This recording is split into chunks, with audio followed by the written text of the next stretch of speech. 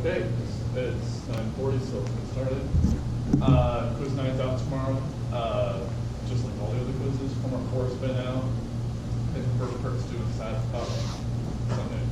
And homework 3 solutions are finally up. So if you submitted the problem, you should be able to see homework 3 solutions on class.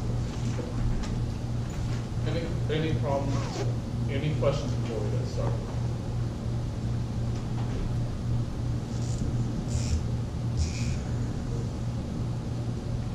So I'm going to let you guys be the guinea pigs. We're thinking of switching the format of recitations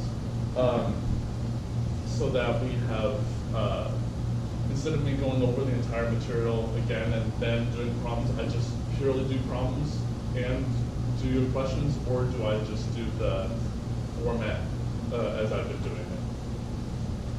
So you decide for everyone else what we do. I like it how you have been doing it. Doing it? That's good? Yeah. Okay, that's fine. But any questions before we get started? That's even more important. Or any questions during, so it doesn't matter. Okay, well, what was the thing that we talked about last week?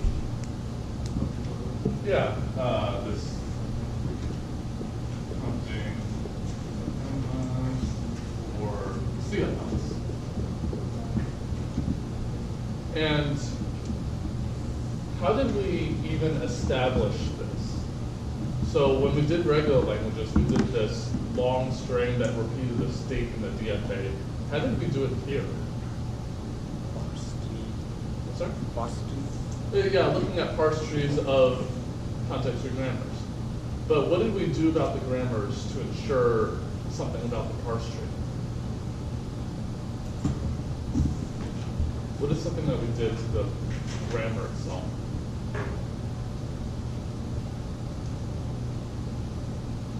Something about converting to, I don't know, some kind of form thing. What's that? Yeah, the converting to Chomsky form. So CFGs and CNF. And then if I have a grammar like this, what do I know about its parse tree? Yeah, it's a binary tree. Yeah. So if I have a tree that looks like this, it might not be all flat on the bottom, but let's just say it is. Then what do I know about the very bottom of the tree? Yeah, the terminals, left to right. So it's W1, W2, all the way up to Wn. Those are the terminals of the grammar. But what do we know about an arbitrary node in the tree? That's not only for the root. It has to be a non-terminal or a variable, right? So every point is going to be some terminal. Non-terminal in the grammar. Then what do I know about that node? It has to either have two children, in which case both of them are variables, or it's one of the very last guys in the tree, in which case it makes a single terminal, say WI. Okay, well, let's see. So what did we want to do with this parse tree? What did we want to repeat?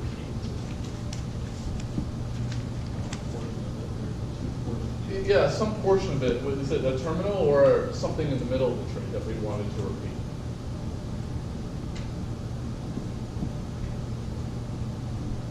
There are only two choices, terminals or non-terminals. Which one should we repeat?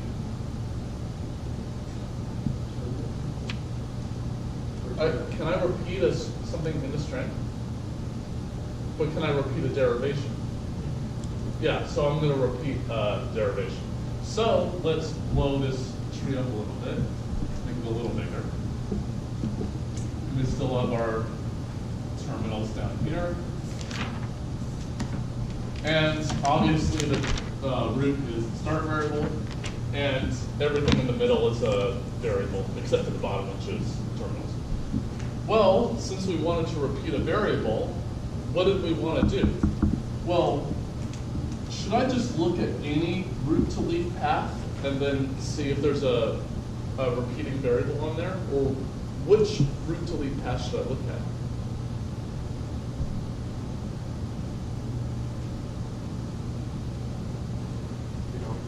The longest one, right? All I need is there to be at least one path from the root to the leaf. Well, if I look at the longest one and I can guarantee that, then therefore we're already fine. So let's just say, for example, that this is the longest path from the root to whatever leaf it is, wy. I don't know what it is.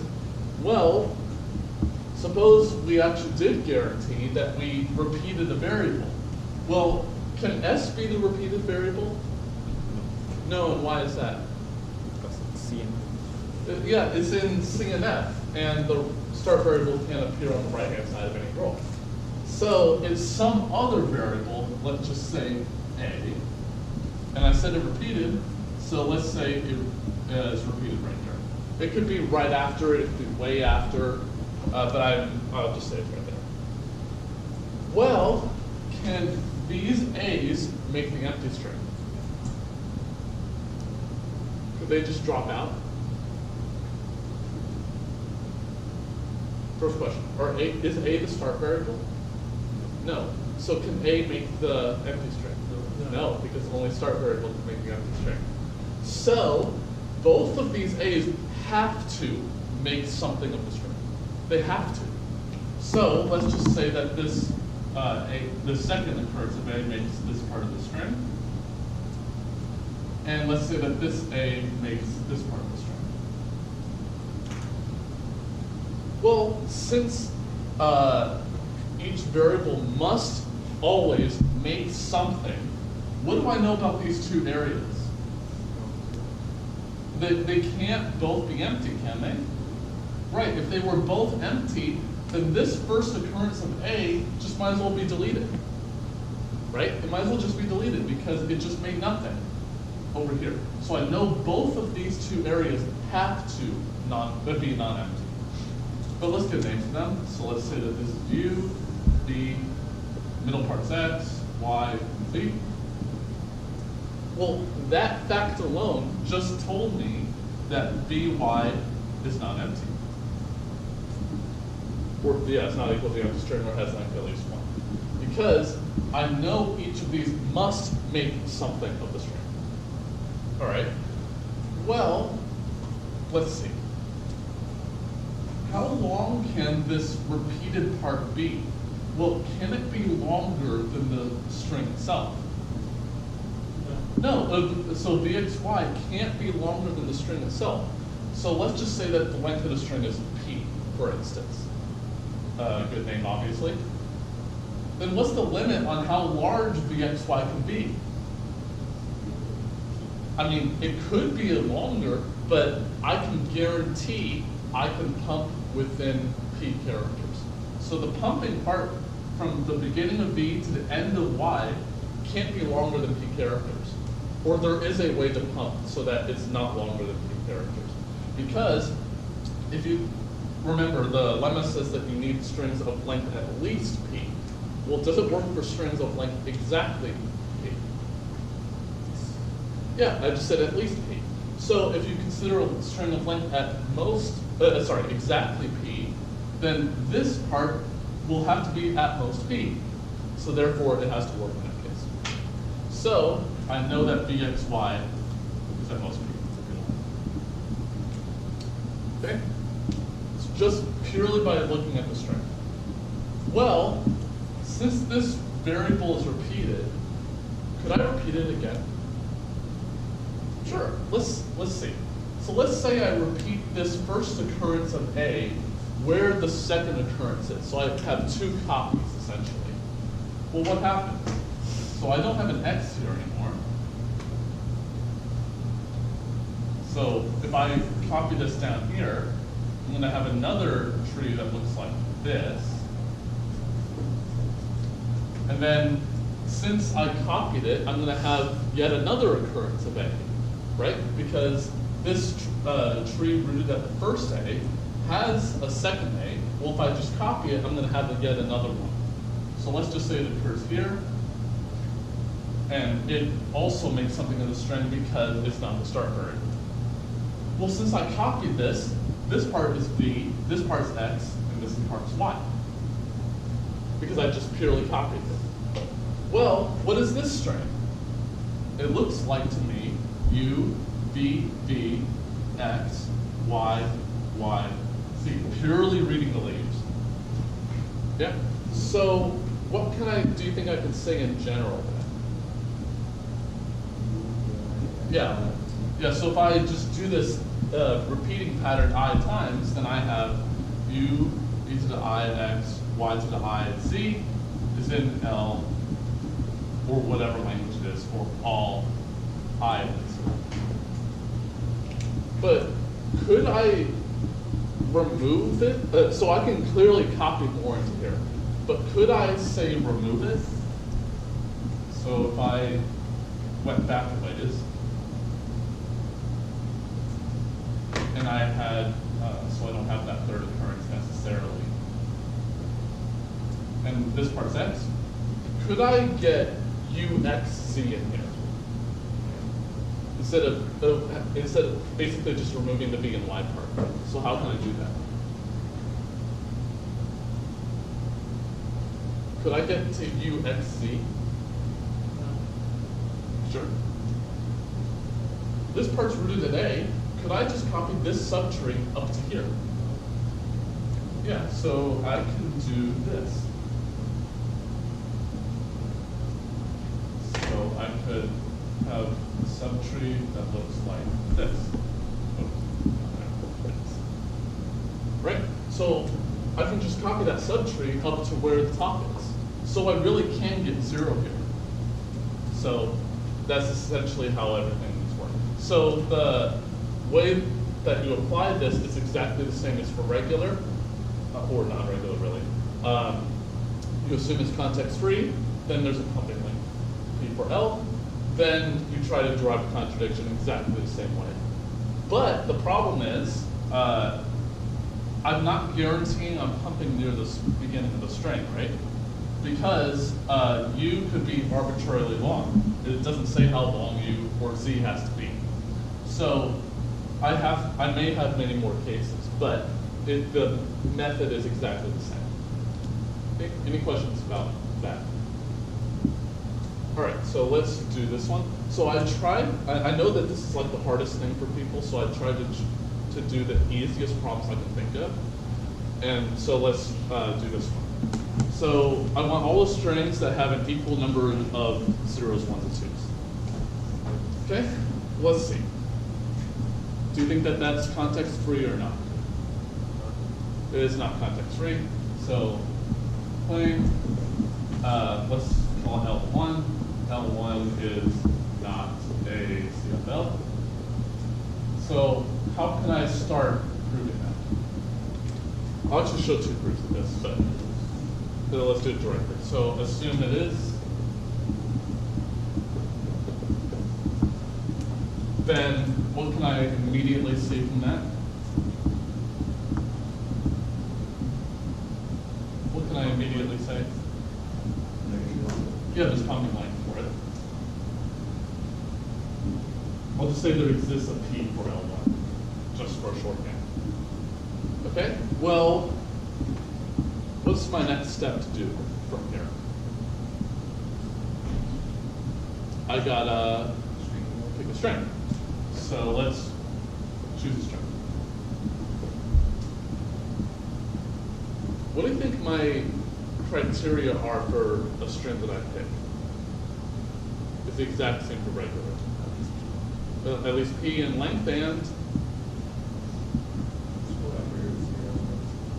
could I pick 0, 1, 2 to the P? No, why not? Is it in the language? No, so it needs to be in the language too.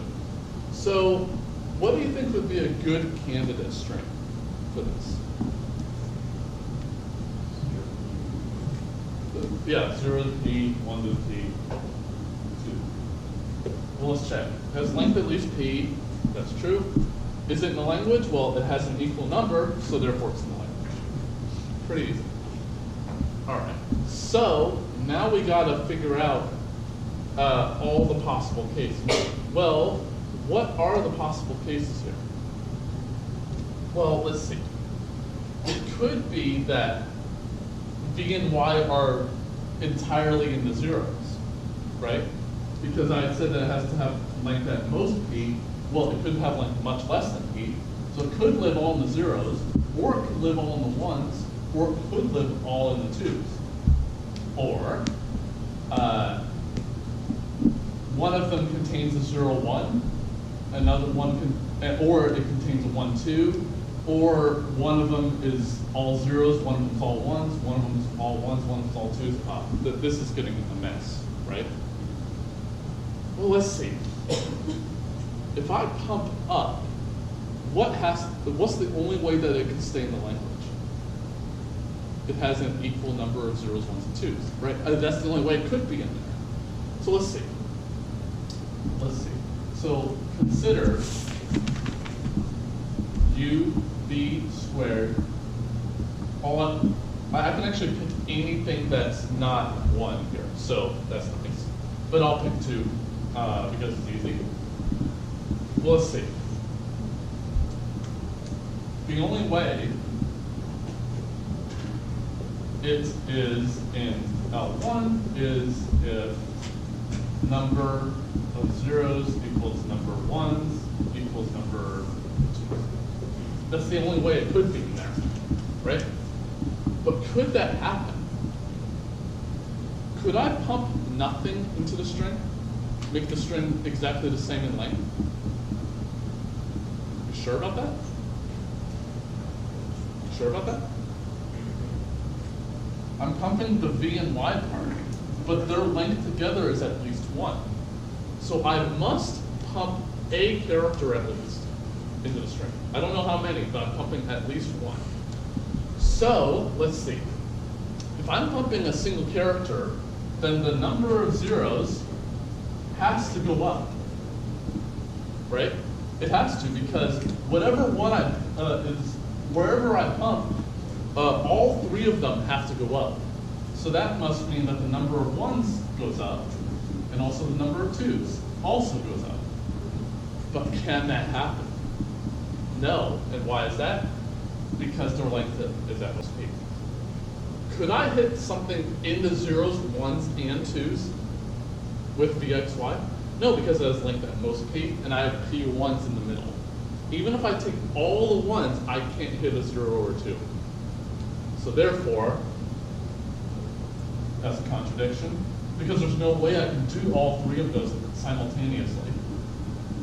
So L1 is not a CFL.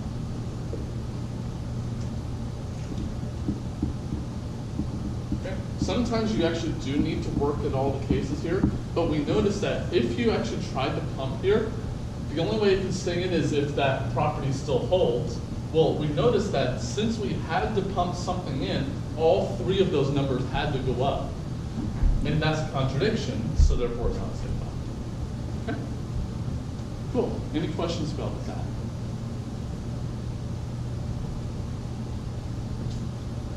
Is there another way I can prove this?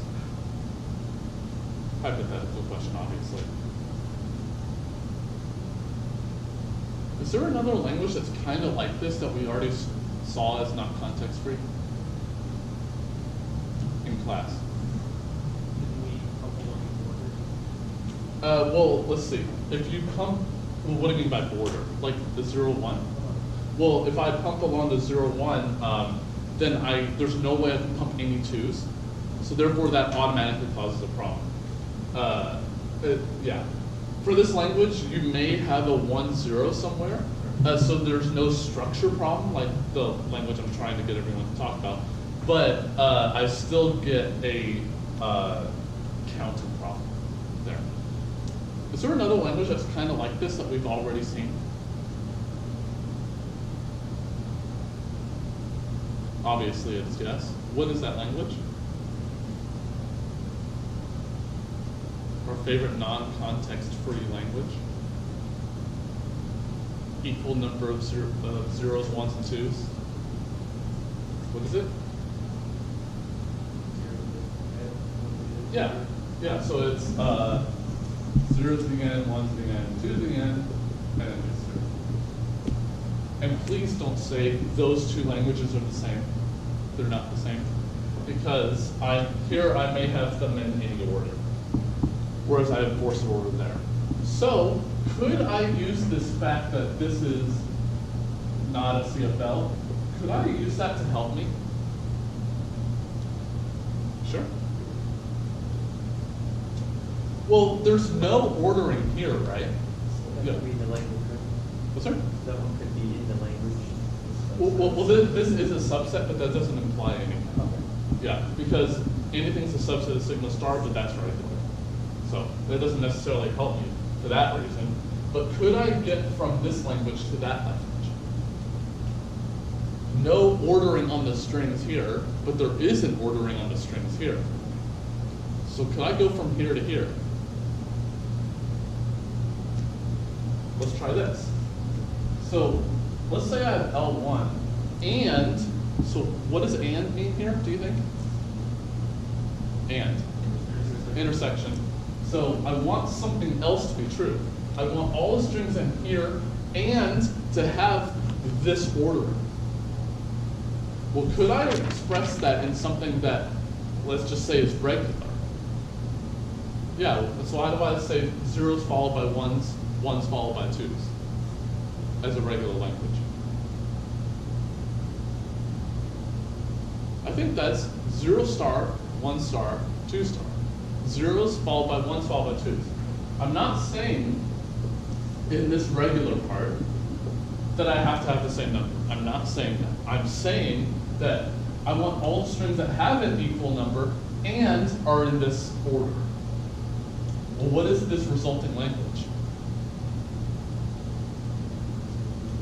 0 to the end, 1 to the end, 2 to the end. They're both equal. Well, I know that this is not a CFL. What is this guy? This is regular. Could this be context free? What if L1 were context free? What is the context free language intersect a regular language? Always. It's always context free, but I know that the result is not context free. So this, therefore, cannot be a CFL. Because if it were, then the result would be a CFL, but we already know it isn't. So I'm, again, like with regular languages, using closure properties to help me here. Okay, any questions on, yeah? What was it that we talked about in class where it's like where it wasn't closed under intersection? So not closed under intersection means a context-free language intersect another context-free language. We talked about one something that had a property that wasn't closed. Like it was closed under union, but it wasn't closed under complement. Yeah, but yeah. So here I'm saying it's closed under intersection with regular languages, not closed under intersection with other context-free languages. You're totally right. Yes. And the example that we came up with was all adapted. 0 to the n, 1 to the n, 2 to the m, and then at least 0. Yeah. So, and then I would have a matching set of 1s and 2s. And if I look at the intersection of these two, then that's the one above. Because in order to be in the intersection, I have to have zeros followed by ones followed by twos, but both of them have that. And I have to have the same number of zeros and ones and the same number of ones and twos. And so therefore I get exactly the thing I want. Yeah, so it's not closed in an intersection with itself, with other CFLs, but it is with regular languages for sure. And the proof of that, there are actually two proofs, but the easier one is to use a product construction with a PDA and DFA. And then what you do is with the DFA, you augment the transitions so that they don't touch the stack. And so you don't have a conflicting stack problem like you would if you did a PDA with another PDA. So that question's in the book. I think it's 2.28. And it has the solution in there if you want to check it out. I believe it's that one. But any questions on those two methods? Cool. So let's do the next one. So you may recognize this one because we actually did this one and the next one for when we did regular languages, non-regular languages. So it's pretty interesting that something that wasn't non-regular, we're going to again prove is non-context free. So what if, for example, I didn't even do the proof for non-regularity for this language? If I show it's non-context free, what do I know about its regularity? It can't be regular because every regular language is context free. So I claim that this is not, let's give it a name, L2. I claim L2 is not a something I said? All right. Well, let's see. So how do I start something like this? Let's assume it is. Yeah. So pretty much every single one of these is going to do exactly the same thing. Oh, I should put L1 there. Assume L2 is. Then exactly the same as before. There exists a P for L2. Exactly the same. So now my step, I think, is to produce a string that I hope to not pump. Well, what string should I pick?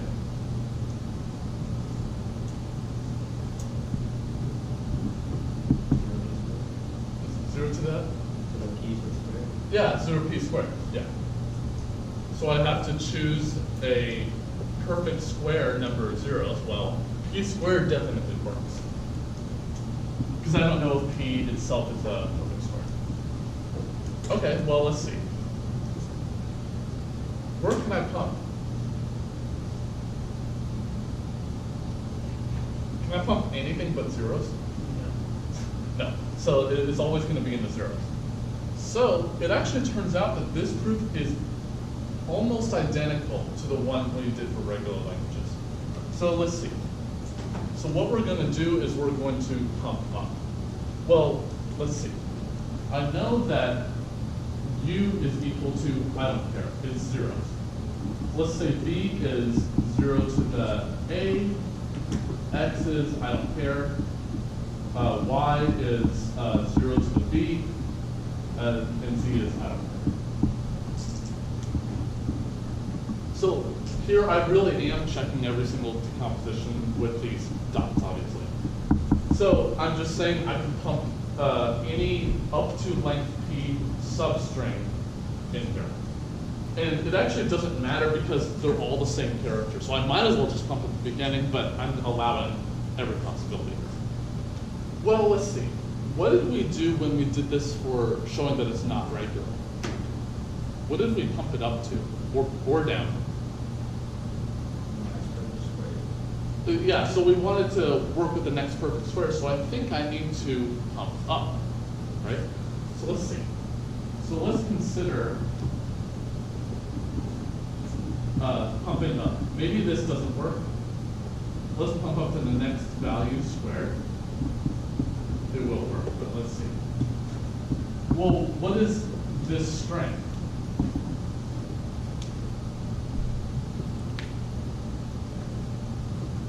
Well, I put a v and y in there, right? So that must mean that I have 0 to, well, what I started with was p squared, and I added a zeros in, and I also added p zeros in, right? So that's exactly what I have now. No problem. Well, what's the next, so the suggestion was excellent. What is the next perfect square after p squared? Something too hard. What was that? P plus 1 squared. Yeah, p plus 1 squared. Well, let's see. P plus 1 squared. Expand that out, what does it become? P squared plus 2p plus 1. Well, these a's and b's could be arbitrary values, right? It may equal to that. So, or it might be equal to the original thing that we started with. Or can it? Could it be equal to p squared, the string that we have gotten to? No, and why is that? Because X and Y union equals. Right, so one of these, maybe one of them is empty, but the other one is at least 1. So I know from that that p squared is strictly less than the length of the string that we just got. It has to. There's no other way around it. Okay? Well, let's see. It still might be equal to that perfect square, I don't know. So maybe we can figure out what's the largest that this p squared plus a plus b could possibly be. What is the largest that, well, p squared, that's fixed. That's never going to change. But how large could a plus b be? How high can it go? Length of y and the length of b together. How large could that possibly be? P. Right. Because I know vxy's length is at most p, so definitely vy's length is at most p also. Okay, let's see. So it could be this large. So I'm saying it's less than or equal to p squared plus p. It can't be larger than that, but it might be equal to that, possibly. How do these two compare?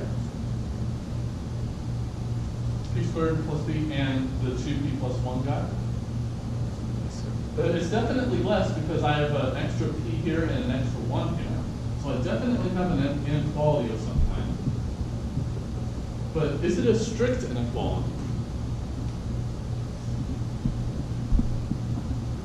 Yeah, and how do you know? Because of the plus 1 at the end. So that's a strict inequality. Exactly the same proof as we did with regular languages. So let's recap. This is the length of the string that we just made. And, oh, so I should say that this is, it could go all the way down to p squared plus 1, but that's not all the way to get to p squared. So this is the length of the string that we got. This is the smallest it possibly could be. This is the largest it possibly could be. This is a perfect square. Here's the next perfect square. So could it ever equal a perfect square? No, because it's strictly contained between two consecutive ones. Perfect squares. So, therefore, we can say that p squared plus a plus b is not a perfect square. So, so uv squared x y squared z is not in L2, and then therefore L2 is not a C. It's interesting that it's exactly the same proof. And you think that context-free grammars and PDAs are so powerful, like CFGs underlie the entire structure of how compilers work, but they can't even check if a string is a perfect square in length, which is pretty sad, I think. So if you, that actually tells you something interesting. If you write a program that checks whether a string has perfect square length or not, you can't use a CFG to do it. You can't use a PDA to do it because it's not context-free. So if you wrote a program to do it, you can't use a CFG to check your program's correctness because it can't even check if that's if that would even work. So pretty interesting. Any questions about that? This stuff I just get goosebumps over. Yeah, but any questions about this? Okay. Yeah, so let's do the next one. So the next one is another one that we did before, which is prime length.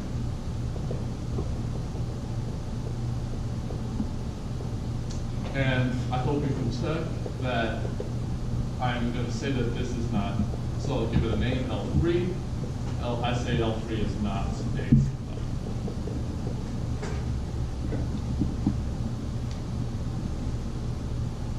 Okay. So let's see. So how do we start these?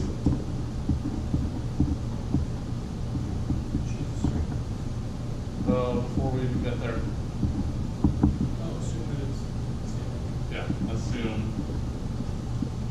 3 is, then exists a P for L3, and then now we choose a string. Or I'll repeat a dead entire joke that I did the time I did this before. Well, I could pick 0 to the P because P stands for prime, right? So therefore, I can pick 0 to the P. What's wrong with that? Please laugh at that joke. What's that? In the definition, it's an arbitrary key, but we're choosing it like that's the natural. Do I know if P is prime or not? No idea. I gotta pick a prime. So which one should I pick? Do I know that there's a prime at least P? Yeah, how do I know that? There are infinitely many primes. So they can't all live below this finite integer. So there must be one at least that. So I'm gonna let R be any prime at least P. And then now I can choose 0 to R. Okay. All right. So let's see. Well, I know from this that the length of W is R. All right. Yeah. You don't just like select P that is prime. Like instead of like making the R, that's a. Well, this is the value that's guaranteed by the lemma. I don't know what that is. I can't guarantee that. Yeah. So I just pick anything, any prime at least P. Okay, well, the way we did this before is that I only care about the length of the string because they're all zeros anyway. It just makes it easier. Well, I want to get a string, well, get a length really, that's not prime. So how do I, if I have some quantity, how do I know it's not prime? Or how can I check that it's not prime? Yeah, so something other than itself, and therefore divisible by something else other than itself. Maybe the same number, but it's divisible by 2 things. So let's see. How do I do this? So I'm going to do it the same way, I think. Yeah. So I remember I did a slight alteration to this P. So what I did before, and we'll see why in a second, is I did P plus 2. And the reason we wanted that is that it guarantees that the product that we're going to have at the end, both parts are at least 2. If I didn't guarantee that, then one of the parts could be 1 and the other could have been the prime itself. And I can't guarantee that. So let's see. Well, I don't know what value of I to look at. I have no idea. So maybe we can look at it in general and see what happens. So let's see. Let's look at u, v to the I, x, y to the I, z. And its length. I want to find a value of I for which this length is not prime. That's my goal, obviously. Well, I hope that you can agree that this is equal to the length of uxz plus the length of v to the I, y to the I. I hope that's not controversial. Right? All I'm doing is just splitting up the string and then adding the lengths together. That's all I'm doing. Okay? This one's a little more controversial, but it should be not too difficult to see. So I'm going to keep this part the same, but I'm going to put the I over here. Does that work? If I put the I out front and then remove the exponents on the v and y part? I think so, because it's just I copies of v. Well, if I just looked at it like this, then it's I copies of vy, so it's vy, vy, vy, vy, vy. But that's not the same string as vi times then yi times. But why is it okay here? Well, all I'm caring about is the length, right? Well, since they're all zeros, it really doesn't matter. But I'm not actually looking at the string, I'm looking at the length, because that's all I really care about, okay? Well, I want to find the value of I, obviously, that this is not prime. Well, what do I know about this length of Vy only by itself? It's at least one, that's all I know. What do I know about UXZ? What is the maximum length that Vy could possibly be? P. So what is the minimum that this could be? 2. So it's length at least 2. So I don't yet have a product of something. Well, it seems like a good idea that I want this length times something else, right? So that seems like a good idea. So maybe let's have the length of UXZ multiplied by something else. Well, it might be nice to have a Vy in here because I know that length by default. But this is only length at least 1. So I need it to be at least 2. So how can I make from something at least 1 to something at least 2? It's very simple. Yeah, just add 1 to it. So if I can get to that, well, this has length at least 2, and this has also length at least 2. And therefore, that's not prime. So what value of I should I pick in order to get from that second step to that third step? UXZ. So choose I equal to UXZ. Am I allowed to do that? So I want to make sure I'm not cheating you here. Am I allowed to pick that? Yeah. All I have to do is pick some value of I. Well, that is some number. I don't know what it is, but it's some number. I know it's at least 2, but it's some number. So therefore, I can pick that. So this length is not a prime. So we can immediately say that L3 is not a CFL. Because if it were, then that length would be prime, but I just found it to be not prime. Because it's the product of 2 things which are at least 2. And you can see why I picked this plus 2 here, because if I didn't, I can't guarantee anything on the length of UXZ, right? Then I can't get it into this form, which is really easy for me. But the really nice thing is that you can actually find proofs that omit the plus 2 here, and it's completely even more straightforward than this. But all I'm doing here is just looking at the lengths of the string. Any questions about that? Maybe we can do the last one. So this one is not as completely straightforward as we've seen in the previous ones, but it's still pretty cool. So let's, what is it? It's W with a pound sign in the middle, X, such that I think I wrote it as W is a substring of X, and they're both binary strings. I think that's how I wrote it, right? Yeah. Okay. And I claim that this is not context free. So I'm going to call it L4, pretty good names.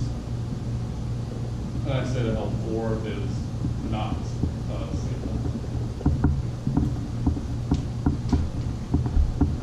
Well, it's pretty easy to start this proof up. It's the same 2 first steps are the same. That's no problem.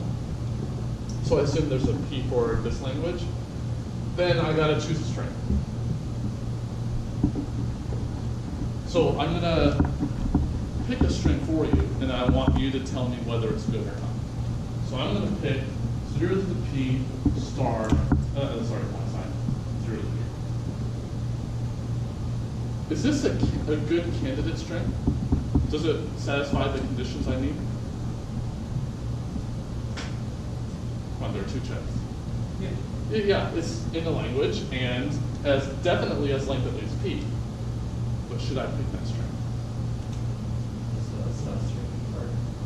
If you put the same length as it, that's still a substring. It could be, a substring could be equal. Okay. Yeah. And I'm going to abuse that fact here. Well, use that fact. Let's see. Is there a way that I can pump this string?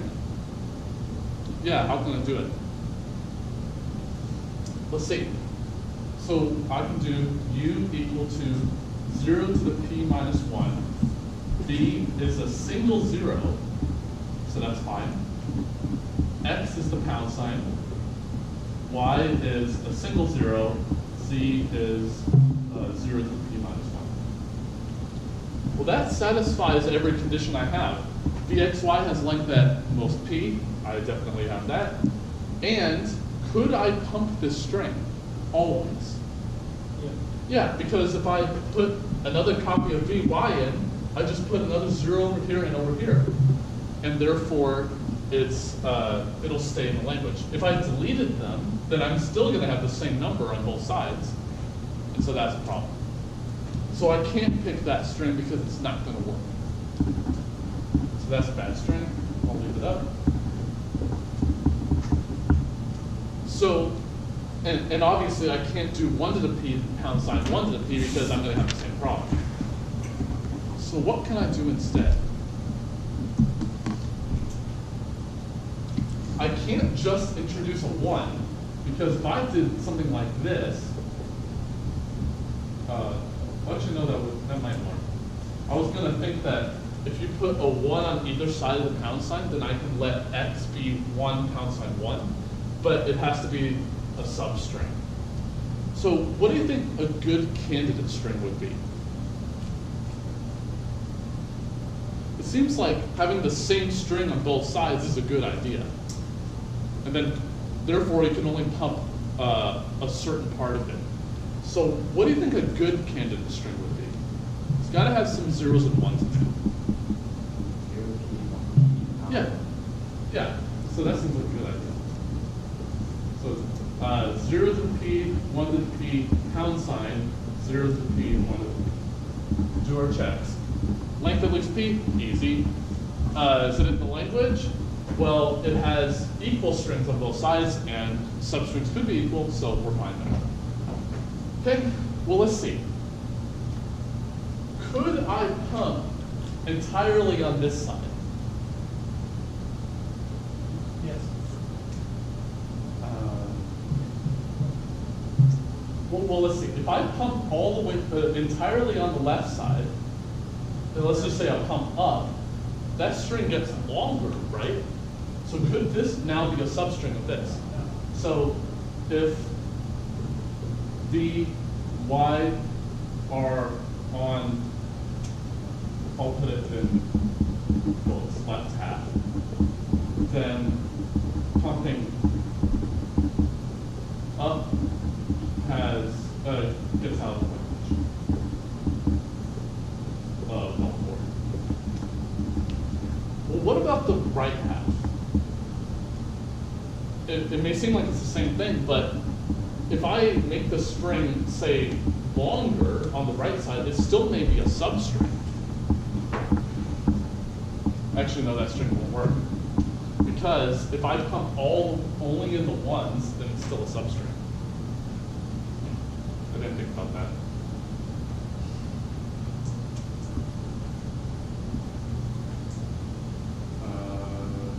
Let's try this. Let's remove the p's here. Oh, that won't work either.